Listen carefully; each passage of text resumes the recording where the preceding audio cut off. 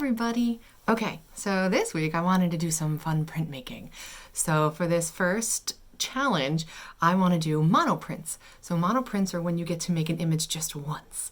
And we're going to do that very basically with just a few supplies. So what you're going to need for this is a plastic bag or some sort of plastic. You are going to need washable markers like regular Crayola. You don't want to use permanent or anything like that. And you're going to need pieces of paper and a wet sponge, unless you have a spray bottle, which is totally awesome as well. But I figured we could all maybe find a wet sponge. So what's going to happen with a monoprint is we're going to use this plastic bag, and using the markers, we're going to create any kind of design we want. Not a lot of detail, because once we do the print, the colors will start to kind of fade into each other a little bit. So you want to go really basic with it. You can do like big X with colors in it. You could do spirals, all those fun things. And then what we're going to do is once you have your drawing on your plastic bag, you're going to take a piece of paper, you're going to get it wet with a sponge, and you're going to push it onto your plastic bag and do nice taps until you kind of see your image come through a little bit. And then when you pull it off, you should see you have a print of the art that you made, and your bag should be pretty much clean. So here's a couple samples, and then I'll of course go through it in more detail with you. So we have this one that we did, basic, using analogous colors, which means the colors that are next to each other on a color wheel, the colors that like really work well together. Okay, so that's just like a basic design. And then we did these, some circles, concentric circles. Again, some analogous colors. This one I used the warm colors, like the colors of the sun, things that you think of that are hot, like red, orange, and yellow. Cadence did this one. So again, basic shapes, and she wanted a pop of color, so she went on the opposite side of the color wheel because the complementary opposite color of purple is yellow, so it kind of gives it a nice pop. So that worked. She also decided to draw. She got very adventurous, and on her bag she made a little landscape, and she left the clouds with no marker on it, and it came through. So you could try to do lots of patterns, but you can see that some of them start to get smooshy together depending on how wet your paper is. So that's what we're going to do today. So try to get your materials ready, and you'll see me in the next segment. All right. Okay, so again, things we're going to need for this. A plastic bag of some sort. Paper that is, you guys can cut your paper in half if you have large paper. That's going to be roughly the size of your plastic bag. You are going to need some washable markers, a wet sponge, and this is not necessary, but I have some tape because for my purposes, I like to tape down my baggie. Okay, again, you do not need this tape, but since I'm working at a funky angle, it helps me out. So that's just going to hold my bag in place. So what you're going to do is you're going to find colors that you enjoy doing. So I think I will go with my cool colors. I'll get some blue, green, purple, and you're just going to fill in this plastic bag.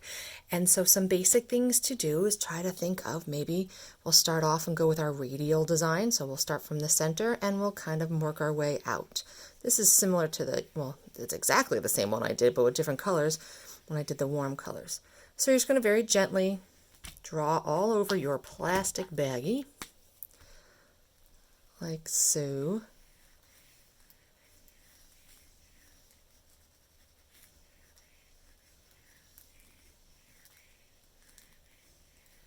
You kind of work a little fast, not too fast, because the water will reactivate your markers. Whoop. But I also don't want to bore you, so I think I'll speed this up.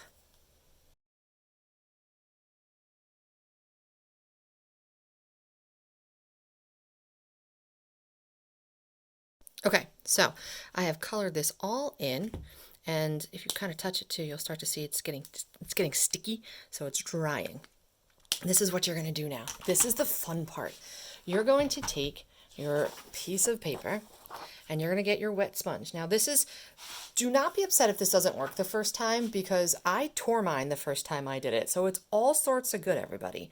But you're going to get your sponge, you're going to make sure it's nice and wet, and you are simply going to get your paper wet. Now, I've been playing around and I did it really, really wet, and that worked, but what didn't work is that because the paper was so wet, it kept smearing the colors. So you kind of have to play around with it. But I kind of like it just being moderately wet. You can see it's, I don't know if you can see it. Yeah, there it is, a little shiny. So now you take it, you're gonna flip it over so the wet side is going to touch your beautiful design, and you're gonna put it on, and you're going to, you don't wanna rub it too much. That's how I tore my paper, but you wanna do some pats and like little rolls of your fingers. Oh, and look, you can see my design coming through. And also, Mrs. Phillips's nails are really dirty because I've been drawing with charcoal. So I apologize. Okay, so I can see my design coming through, so I know I activated it, and it's going to be so much fun to reveal it.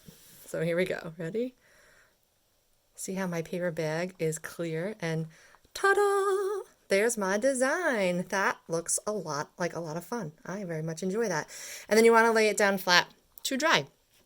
And then you still have some remnants, so what you can do is you can wipe it down, use a paper towel. Should have that with me. And you can dry it off. And guess what, guys? You get to do another one. You can do these over and over again, trying different things, experimenting. Be creative. I just wanted to teach you the process because you are the artist and I want to see what you're going to do. Okay, I'm going to give you another one to watch, and I'm going to do it in fast forward, but I'm going to use some warm colors. I'm going to throw in black. I don't know why. I don't know if it's going to work, but that's what's fun, because if it doesn't work, it doesn't work, and I learned something from it.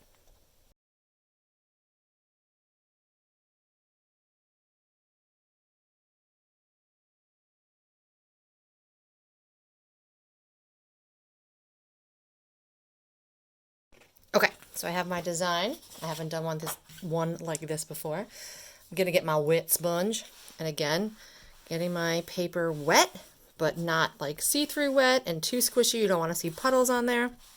Nice. You can see it's still shiny and it's starting to curl a little bit. Whoop, whoop. Okay, I'm interested about this one. I'm gonna put it down and just lightly tap, kind of roll a little bit. Oh, there it goes. It's coming through. Okay. Let's see. Ooh, well, that's fun. All right, cool. Okay, guys, that's that. So we have this one we just made, and it has all the squares. And then we have this one that started with a radial design in the center and worked its way out. Get creative. This is just a process. You just have your supplies, you have the idea of what to do, and now you make what you want. And please send me pictures.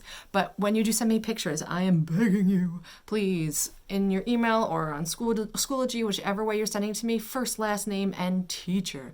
That's helping me sort everything. I'm trying to get pictures together to put on the gallery on the website. Okay, I hope you're all doing well, and our next one is going to be about printmaking as well, but it's going to be a little more in-depth. Okay, bye!